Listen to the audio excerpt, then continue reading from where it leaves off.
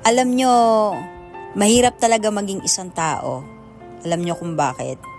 Dahil kahit anong bait mo or kahit anong magandang katangian ang pinakita mo sa kanila, pero pag once na makagawa ka ng kasalanan, kahit isang beses lang, yun agad yung tatatak sa kanila. 'Di ba? Grabe no? Kasi lahat ng mga magagandang nagawa mo sa kanila or lahat ng mga naitulong mo sa kanila, pag makagawa ka ng isang beses lang na ayaw nila, yun na yung tatatak sa kanila. Kumbaga masama ka na sa kanila. Wala na. Lahat ng magandang ginawa mo, bali wala na lahat yun. Ganun ang realidad bilang isang tao. Kaya alam nyo, hindi ibig sabihin na kailangan mo mag-ingat na magkamali dahil takot kang husgahan. Hindi.